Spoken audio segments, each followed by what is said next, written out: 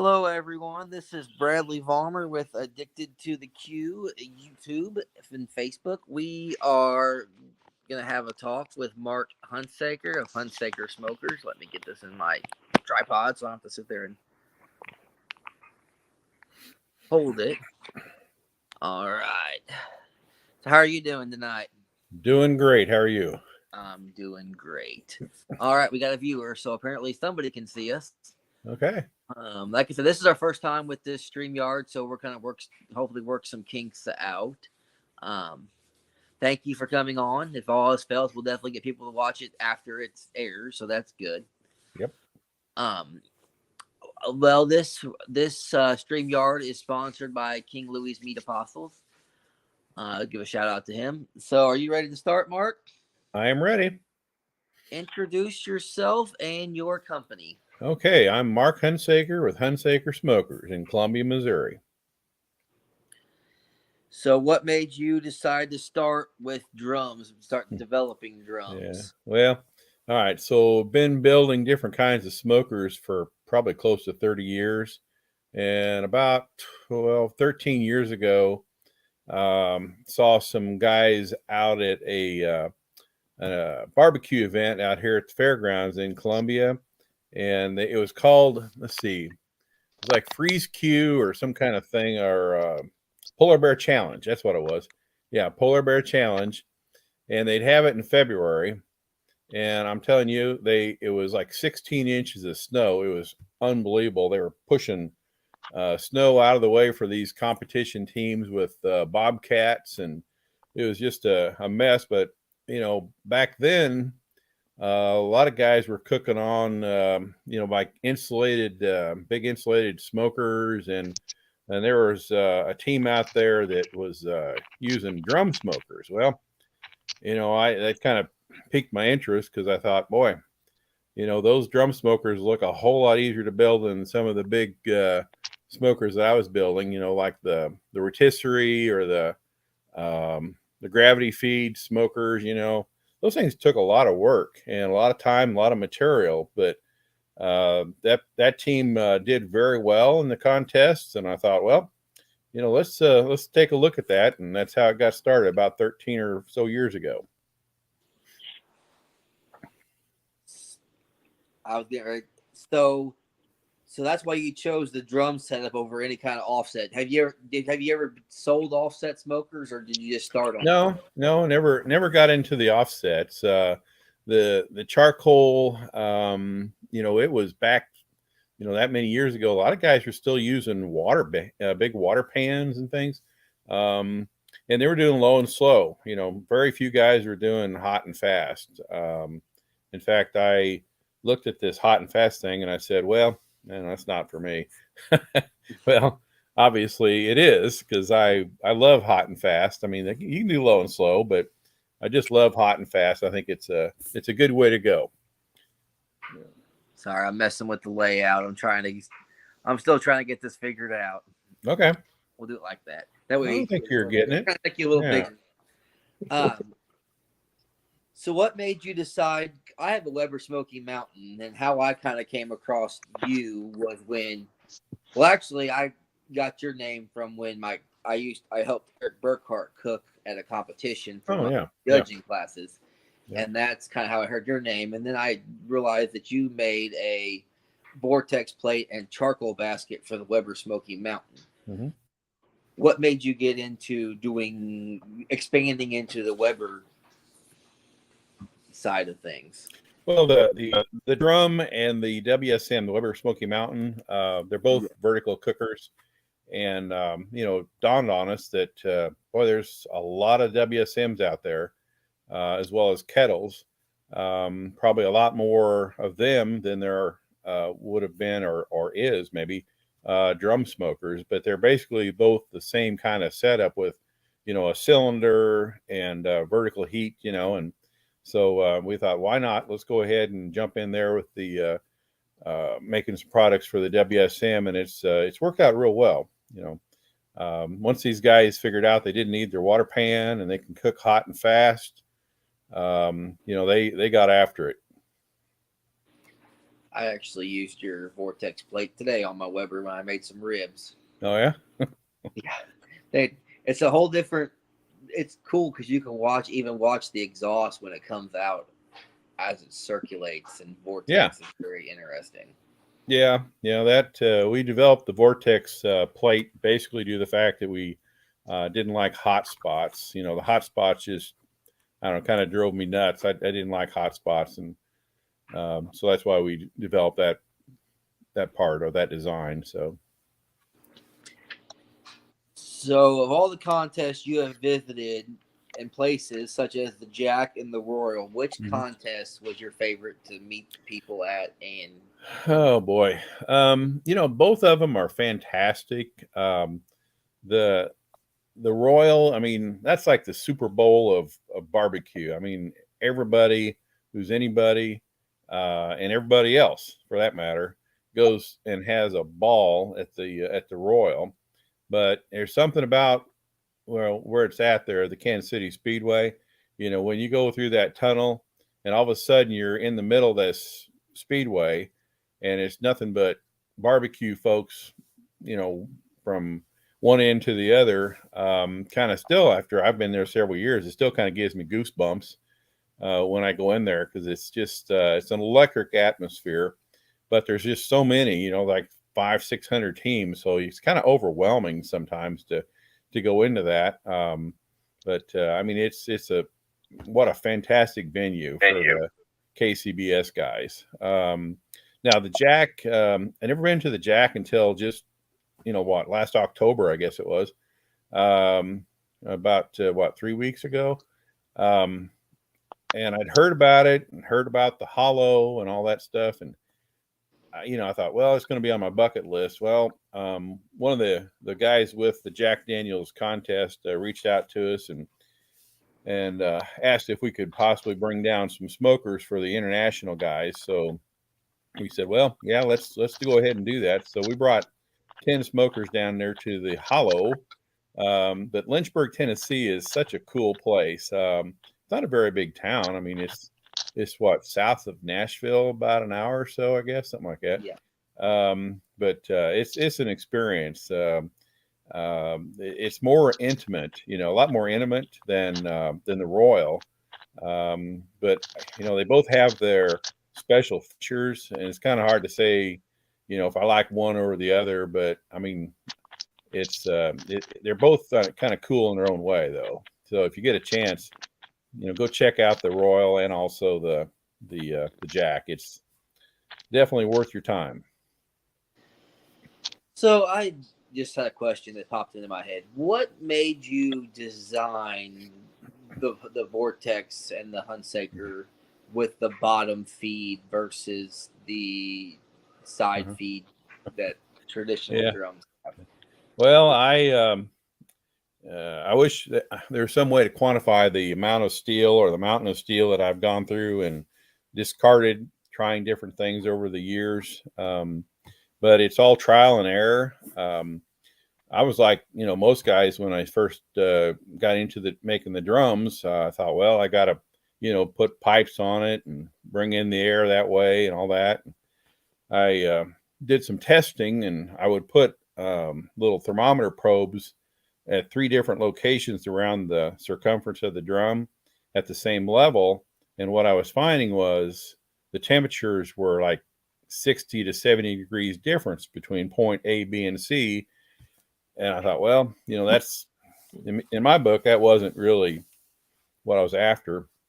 Yeah. So I thought, well, how are we going to change that? So I figured out that, or it occurred to me that if you've got air coming in the side, and where that air's coming in, it's kind of like a blacksmith's forge. If you're going to pump in air to the charcoal, or in blacksmith's thing is like some kind of coal, I think it is. But anyway, that area is going to get really hot, then more so than the opposing side. So I thought, okay, so how are we going to solve that? So I thought, well, let's just go ahead and bring the air in the bottom center of it. But the next problem was how we're going to get that to the fire basket. So the answer was to elevate it just a little bit, get the ash plate up off the floor, because back, a few years ago, we used to use pizza pans. Well, they're aluminum pizza pans, and after a while, they just kind of melt and fall apart. But when we got our plasma table, we decided, and Brian and I decided we would try to beef it up a little bit and weld in the ash plate. So now the air's coming in right underneath the basket, underneath the ash plate. Now it's coming in 360 degrees around the diameter there of the basket. So that's evening out the airflow, number one. Number two, with the solid wall of the basket, instead of perforated wall or a bunch of holes in it, we're containing that air in the charcoal where we want it. And now it's got only one place to go, and that's straight up through that vortex plate. So it was just one of those things that would, put two and two together, and all of a sudden it's like we're getting, much more even heat signature across the diameter of that drum. So that's how that all took place. That's really interesting. So, what made you expand the store into selling different rubs and other kinds of cookers? Okay, so we had two rooms. Well, when we originally moved into that building, there were two rooms that were kind of finished off a little bit, but they were kind of finished to the point where, they were just too pretty to stick a welder in there or grinders and, mess it up. So we decided we would just kind of, use that eventually for retail. So that's what we did. They're fairly small rooms, but again, they're tile floors and drywall and all that stuff, and they were just too pretty to get dirty. So we just figured, well, we'll just go ahead and put up some paneling and some nicer lights and different things, some fans, and make it into more of a retail spot, knowing full well that that location wasn't really ideal for retail, because it's really not. It's not in a well-traveled area as far as, retail traffic. It is what it is, but it's okay. It works out pretty good. So how's that been going? Not too bad. I'd like to see more traffic come through there, but it is what it is. We're out in kind of an industrial manufacturing zoned area. There is a fairly large subdivision just across the road from us, but there's quite a bit of traffic goes up and down that road, but it's really not an ideal location. So it is what it is. We did go ahead and venture out and work out an agreement with Lindsay Rentals in Columbia. They rent equipment. Known those guys for several years, and now they're also carrying, or they have in their store, in their showroom, like the domes, the Gosling domes that we have, and the rock box, the outdoor pizza ovens. Yep. So we got into that. They've got some of our Smoking Brothers pellet grills in there, and some Hasty Bake charcoal grills. So we're just looking for a way to get our products out to a few other folks. We have our, the Westlake store, one of them here in Columbia. They're on Business Loop. They also have our drums in there, so they're making those available there too. But it's just a matter of trying to get the word out and let people see these things, and then eventually it'll start paying off, I think. So besides online, or besides that, Westlake's Eighth, online is probably the best way to order one. Yeah, online is the best way. We've got a number of dealers kind of scattered around the country. Locally, it's the Westlake store here in Columbia on Business Loop. Then we've got St. Louis Barbecue Store, and then across the river there at Code 3. We've got a few other, a number of others scattered around the country. We're getting ready to send a dozen smokers to the West Coast. They're at Sharp Gourmet Wood Products. They're one of our dealers. They're in California, in Orange, California. And then there's West Coast Barbecue. They're going to get a few of them. That, it's we didn't want to go out and get too carried away on getting too many dealers, because it's just Ryan and I, as far as being able to produce these things at this point. But we're definitely working on some ways to increase that production. And we recently hired a young man to come in and help us in just a few hours. He's a college student, but he can weld, and he's working out pretty good. So it's helping out quite a bit. We're able to paint a lot more now with him just jumping in there and helping out. So we'll get there. Yeah, Ryan said a couple years ago, I think it was a couple years ago when I went to get that kit from your guys' store, that you had just recently retired to start working full time there. Yeah. I was an insurance, don't hold it against me, but I was an insurance adjuster for about 40 years. And I finally got to the point where it's like, if I don't make a move and jump head first into this business, it may not happen. Yep. So Ryan was, he was content with working there by himself. And, I'd been doing this nights and weekends for the last 15 years. Bless my wife's heart. She's been very patient with me over all that period of time, because I started in my garage here at the house, and I live in town. I was making way too much noise late at night. There was kids, little small kids. They need to get to sleep, and wife basically said, I'm going to have to move. So I did.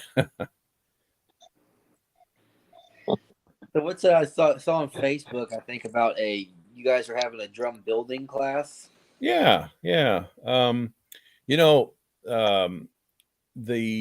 We've got a lot of drums there on the property there in the trailers. We just got another load in, a semi load in. So there's over 300 of them there available for us.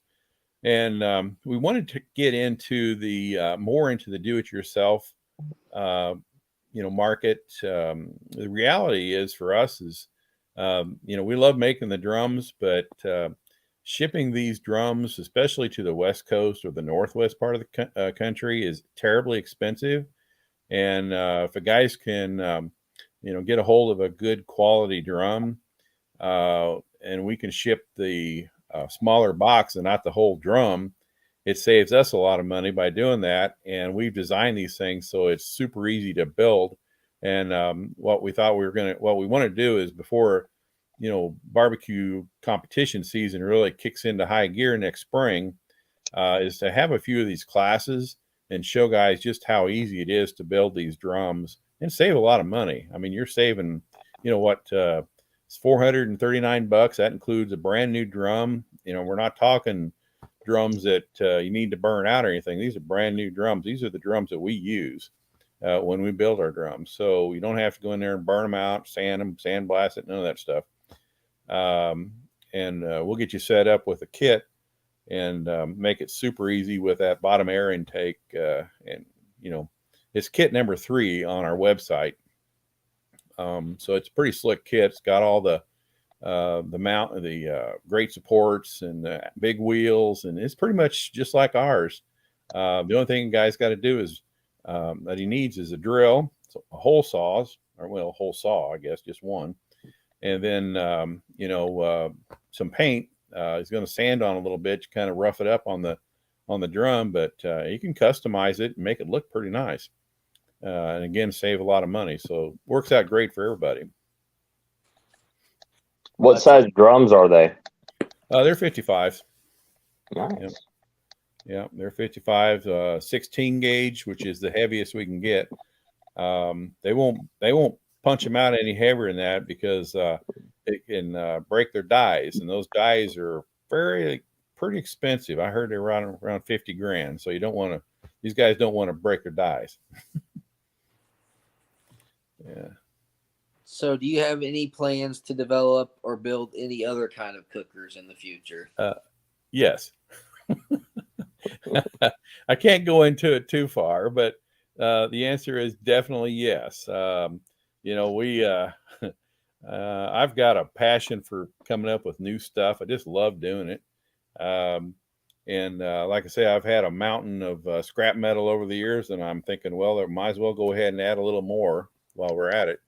But you gotta give it a shot. If you never try, you never succeed. And if you don't take an idea and try to run with it, it's pretty much worthless. So you might as well go ahead and run with it and see what happens. So that's what we're going to do. Is it going to be a drum? Probably not. You know, there may be some things we do to the drum, but I haven't really decided if I want to or not. But we've got some ideas on maybe some other type smokers with some different fuel designs. So I don't know. I can't go into it too far because I don't want spill the beans too much. So. Yeah, I got that. I got you. Yeah. Reminds me of my buddy Eric. He always says he's experimenting all the time with stuff. Yeah, well, that's part of what barbecue's all about, is experimenting and trying to figure out, what's the best combo, or the rubs and the sauces and everything. I just happen to, where my thing is the steel. I just love dealing with steel. So now, have you cooked yourself, or you just help teams that have cooked? I used to compete. Several years ago, before things got really hectic as far as building the smokers. I was on a team. It did pretty good. But it's, the competition thing is great. But you got to practice. You got to practice all the time. It's not something you can just do every weekend or so and just think you're going to go in there and ring the bell, because that's probably not going to happen. But it's like anything, you got to work at it. But if we can provide a smoker that makes it easy for the cook to control the cook, always say, control the fire. Don't let the fire control you. Because once you let the fire control you, then you got a lot of problems on your hands, because it's not much fun at that point. No. You're making way too much work out of it. Yeah. But, yeah. So do you have, of all the accessories such as the rib hanger, the turkey hanger, which one's your favorite that you came up with? A few years ago, I'm going to guess 5, 6, 7 years ago, there were a number of teams out there that were really getting into hanging meat, and it was kind of relatively new. I mean, you always hear about the cowboys out there hanging a big chunk of meat like a brisket over the fire, but that was, who knows what that was, if that was cowboy myth or legend. I don't know what it was, but anyway, I never really gave it much thought. And then one day I thought, let's go ahead and hang some ribs. And gosh, it turned out great. And then we tried a little experiment where we suspended full slabs of salmon between two like expanded metal plates, and cooked them, vertically. And I don't know, we were like 350, almost 400 degrees.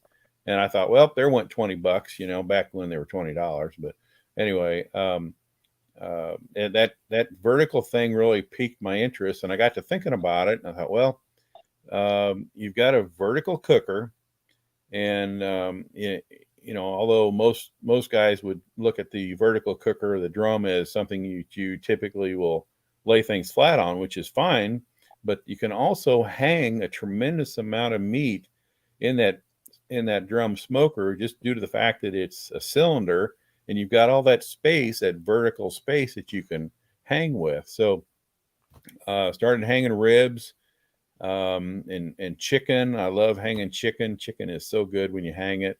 I've always said if I could hang a hamburger, I would, but I haven't got that figured out yet. But anyway, it would be kind of cool. But like pork chops and things that have the muscle structure that's strong enough to withstand the gravitational force. Gosh, guys ought to really take a look at that hanging, because there's something about hanging meat, in my opinion, allows the cook to retain much more moisture in their meat, because you're not blasting one side of that piece of meat with all that heat, and then flipping it over and watching all that moisture that's bubbling out the top just kind of fall off. But it's more of an even cook. So I think it's more forgiving than if you're cooking, things flat. So anyway, that's just my 2 bits worth. Yeah, I had never even heard of hanging ribs until I was cooking with Eric, and he was showing different methods, and we were talking Yeah, about hanging ribs. Bub, Eric, I said. Yeah, I've cooked with him before. We were down at Jeff City here a while back, and I don't know, we had like 3 or 4 drums going. We were hanging ribs like crazy because they supply all those ribs, for some of those events. And I kind of like that kind of stuff because, if you don't have to go in there and pay for all these ribs, I mean, we cooked, and I don't know, we probably cooked 50 ribs. I don't know, it's a ton of ribs. But in those drums, just like the WSM, you can get a lot of volume in the smoker and not sacrifice the cooking quality because all the are not impede the airflow, because the airflow is going right up past those ribs or that piece of meat. And that's part of the control factor when you have a drum or a vertical smoker, even like a WSM.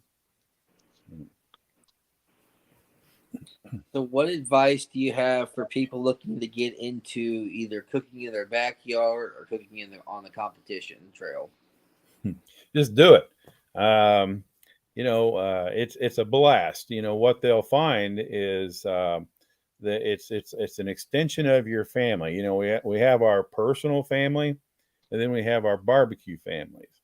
And the barbecue family, in my book, is a very special group of guys because, I mean, where else can you go and compete against somebody? And if you forgot something or if you need help doing something, even though you're competing against them, chances are they're going to help you out. That's just the way it works out there. And every time I've been to a barbecue event, whether it was a competition or just backyard or whatever, the cool thing about barbecue is everybody's smiling, everybody's happy. And I think we need more of that in this world at this point. Just my opinion. That was the competition I was at. My neighbor, good friend of mine, good competitor, backyard cook. He said, "Hey, I broke my injector. Do you have an extra one?" And yep, here you go. Yep. Yeah. That's standard, in the barbecue world. But once when the awards come up, all these guys are hoping they get their name called, but also last, which is kind of different from a lot of competitions. But that's what you want. But it gets in your blood, especially once you get your first call. Because once you get your first call, chances are you're going to be hooked. And it's just a lot of fun. I wish more people would get into it. I'm encouraged by one of the new organizations that just popped up in the last year or two, the National High School Barbecue Association. When we look at that, I'm excited about the possibilities, because these are our future cooks and our future citizens, and we need to work hard on promoting that with our younger folks, our younger cooks. Let's face it, a lot of these young people may not have somebody that they can go to that would help them out. And this is a great opportunity for us in the barbecue community to reach out and help some of these kids that could probably use a little mentoring. It's not just barbecue, it's life. So I'd like to see more guys, step up to the plate, and maybe they've got one of their little neighbor kids down the street there that might need a little advice, and if it's nothing more than just grab a bottle of Brian's rub, put it on there, and all of a sudden this kid is excited about cooking, and he's going to be down at your place again. You can count on it. So I don't know. That's just little stuff I think we can do as barbecue enthusiasts, share our passion with our neighbor and some of the other kids out there, and to see if we can get more kids involved in that. It's a good addiction, a lot better than some of them. I've been trying to get my high school to start a team, but it's slow going. But no, Charles from Osceola, Charles Simpson, does an amazing job with those kids. Yeah, he does. He was at the shop here. It's been a while back, they've done really well with that. He's, I think, the director here from Missouri. Mhm. Talked to Mike Erickson there with the national organization. But and I've reached out to the local here in Columbia, the local high schools, and I didn't didn't get anywhere with it. But I'm not done with him. I'll keep after him, and all it's going to take is, I've been told no before, and that didn't stop me. No. Midland, Texas. They use our Twisted Texas rub and Aaron Leslie's Texas oil dust. Yeah. So I know, and they're good down there, that high school area. Yep. So keep it up.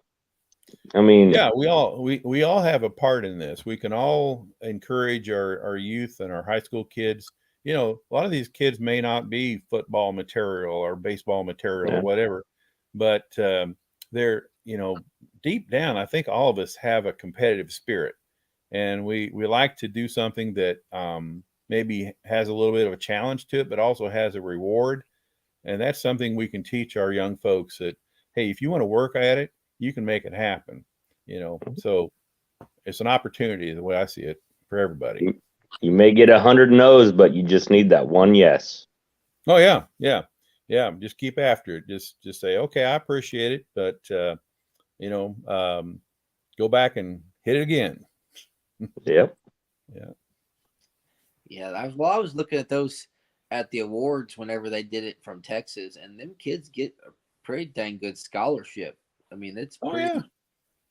Yeah. It's really cool. Yeah. I mean, there's the way this whole world works is if people get behind something, the companies and the universities or whatever, or the schools, will get behind it also, but they have to see that there's an interest in it and that there's some support to support that team, because it takes some money to put together a team. Now we'd love to work with some of these high school teams, as far as maybe having classes on, I've offered with some of the local high schools, if you want to come out, I'll show you how to build a drum, and it's pretty easy.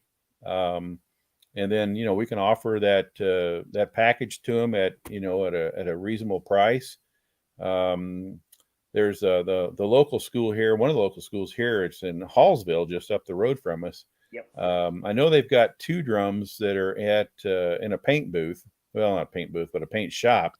And I have to double check. Maybe I'll look at stop by there this week and see. But it's a guy that I've known for years with Galen's Auto Body. He's a great guy, and more than likely, he's putting out what would be a couple show pieces. That's just the way he does it. And more knowing him, he probably didn't charge much either. So, if anything, but get a bunch of kids together and some parents and have a little building party. And then all of a sudden, you've got some kids that are excited about being on a barbecue team, and it's just going to grow from there. And I think that's something we all ought to look at. So do you have any professional or backyard teams that you sponsor? No, we don't. The sponsorship, it's kind of an interesting word. I'm not really sure what that sponsorship really means.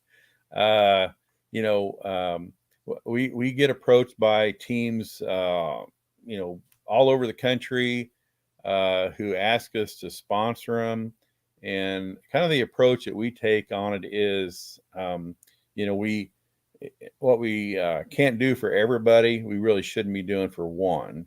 But that being said, in the business world, there's this thing called reality. And if you've got guys out there that are really good at posting or doing videos and that kind of stuff, we take note of that. And sometimes we will send them some products at a either free or reduced cost. They may be the recipient of something brand new we'd like them to test out. So they kind of get involved with the testing side of things. But we don't per se, in a pure sense, sponsor anybody, because, like I say, we get we get requests weekly for that, and I wish we could, but we just can't do it. No, that makes sense. Yeah. So, what does the future look like for your company? Well, I think it looks pretty good. I mean, right now we are experiencing, and not just the barbecue industry, but a lot of companies are seeing a bit of a slowdown. But you are what you make it. If you want to get after it and see what you can do. You're going to have years that are great. You're going to have years that may not be so great, but you just have to keep pushing through it. Right now, with gas prices and high meat prices and everything else kind of going crazy as far as, money wise, the discretionary dollar just isn't what it used to be a few years ago. We realize that, and we're trying to, address that in lots of different ways. We've diversified quite a bit. So we didn't put all our eggs in one basket, like just making drums, for example. We've got other products in our shop. We're trying to carry a bunch of rubs, things that you don't see at a local big box store. We believe in helping support small business. The kicker on it is I wish we could sell more rubs and sauces through our store, but our location is terrible. So anyway, it is what it is. We're working on creative ways to try to expand that part of the business, but the key to our success is our connection or with our customers. My phone is available, my cell phone is available for guys to call me anytime if they want to talk about barbecue. That's what I really want to talk about. But I'm more than happy to help them out. We're more than happy to help them out. And if one of the guys has an idea, maybe for something to help them with their competition. I just had a friend just this week ask us if we could make something for chicken thighs, that would help keep the shape of chicken thighs, and that kind of stuff. It's little things like that you're looking for to give you that edge when you're out there competing. We're putting some things together for that. The thing you got to look at when you're developing products is there a need for it? How much is it going to cost? Is it affordable, to produce and also for the consumer to buy? And how well will it ship? Those are things you have to look at. Because we've developed a few products over the years, thank goodness, not a ton of them, let's just say they didn't turn out so good as far as, selling wise, but if you never try, you never succeed. So we're more than willing to give it a shot as long as it looks like it's got some possibilities. So have you thought about promoting like a showcase Saturday? Get like some of your vendors in there once a month or something, promote it. Yeah, we'd love to. We'd love to have guys come in that maybe have a spice company or rub company or sauces, and have a little thing where they can come in and showcase their products. Because I've mentioned this to Ryan, my son, that if they don't know about you, they're never going to buy it. Yeah. And let's face it, the guys like yourself that are out there, busting your tail, trying to come up with products that will be attractive to the consumer. If they don't know about it, they're not gonna buy it. So if there's anything we can do on our end to help, our friends out there like you guys, we're all about that. We want to help you guys out too. So yeah, I got Casey Grilling and then 2 more out of state that we got booked up for the winter since I slowed down in my main business. But yeah, it's that stuff. I'd even sign up this winter, next winter, anything. Yes, it's something that what you got to it's going to take some coordination, some effort on everybody's part to put this together, because the last thing we want to do is try to get something put together, and we want good attendance, because the more people you have show up to an event, the more fun you're going to have. But if you just have one or two, it's like, oh gosh, we'd really like to have a good showing. Yeah. So maybe we can all kind of work together, and see if we can make that work for everybody. Because I'd like to see, like you guys, and then Bub, and some of these other guys out there who have, and Travis, and a number of other guys out there who have products that some of our fellow cooks may or may not know about, but they're looking for something new, something kind of gone cutting edge, or maybe that flavor that they're after. You may just have it, who knows? But we gotta work together on that. So we're more than happy to. It's just promoting it like 2 weeks to a month out when you know the date, and then just keep slamming it in their face. Eventually they'll show up, let them know, hey, we're cooking. It's free samples. Yeah. We just require you buy something. Yeah. Well, yeah. I mean, that's the bottom line is you want to make it worth your while too. Yeah. Because if you drive over there from Kansas City over here to Columbia, it costs money. I mean, that's just bottom line is it costs you money. But you got to have a place to do it, but you want good attendance. So, if there's anything we can do to help you out, or help any of the other guys out there, some of our friends, we're more than happy to do it. So. Yeah, that was like Girls of Mississippi. It was a rainy day, and I was like, man, we're taking a 15-hour drive down to do this. Yeah. It was 2:00. It was just a bummer. I was getting ready to pack up. Skies opened up, sunshine. Yeah. Hundreds of people just started flowing in. I was like, okay, we'll stay.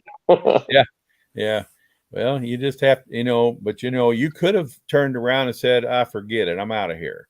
Yeah. Well, you would have missed an opportunity, So sometimes you just got to say, I'm sticking with it. This is my plan. I'm sticking with it. And, we've tried a number of things, and some of them worked, some of them didn't, but you just got to try it. Yep. So we'll keep that on the books. How's the response been to your Build the Drum class? I'm taking it's been pretty good. Advantage of it. We'll be in the January class. Okay. Yeah. The December class is not seeing a whole lot of activity yet. It might be because it's right before Christmas. I don't know. But, January, February, and I think March, I think those months are filling up pretty quick. We're trying to limit it to 10 people or whatever, just because we don't want people crawling over each other. And we're going to be working with power tools and things that, we just, for safety, but we want to give attention. We want to be able to give attention to each person who's buying that kit or that drum, and on the do-it-yourself side of things, because they're going to have questions, and we want to be able to answer those questions, and give them the attention they deserve. I heard through the grapevine there's a certain person that has a teal colored trailer that might be taking some of your classes. I wonder who that would be. That could be. I've heard the rumors about that possibility. Yeah, he'd be a good one too, wouldn't he? He'd liven up the crowd. Yep. Yeah. But it's all about having fun, because we're all friends, and we're all wanting to do something together. And to me, I mean, right, guys who like to do barbecue and building your own drum. I mean, it's kind of like building your own fishing lure and catching a big bass or something like that. There's nothing more satisfying than cooking good food that you come off something you built. So why not? Well, Brian, do you have anything else for him? I think I'm fresh out of questions. No, let's just keep an open mind. Maybe plan up a showcase sometime. Well, yeah, let's visit on that sometime, and maybe we can try to put something together. I mean, on our classes, we're gonna cook something. We're gonna feed. Lunch is provided. It's wide open. On a cold day, we may have, I don't know, I may go out there and just do something like not even on the smoker, but on like one of our kettles. I'm messing around with indirect heat, that kind of stuff, and doing pork chops or pork steaks or whatever. We're not going to just pigeonhole ourselves into just smokers. In fact, February 4th, we're going to have to really get on it there on that class, because as soon as that's over, Ryan and I are going to hightail it over to Clinton County, Illinois, and they're giving away, they're raffling off one of our drums. So that's about a 3.5-hour drive. So we're going to have to keep the pace of that class going so we can make it over there. That's February 4th. Yeah. We're going to be there no matter what. So, yeah. Nice. That's awesome. Well, if nobody else has anything, we'll let you get back to your night. Thank you for coming on to the show. Yeah. We appreciate it. Oh, you're welcome. You guys keep up the good work. We'll try. All right. Take care. Thank you. Have a good one. Yep. Thank you. Bye. Okay. Bye.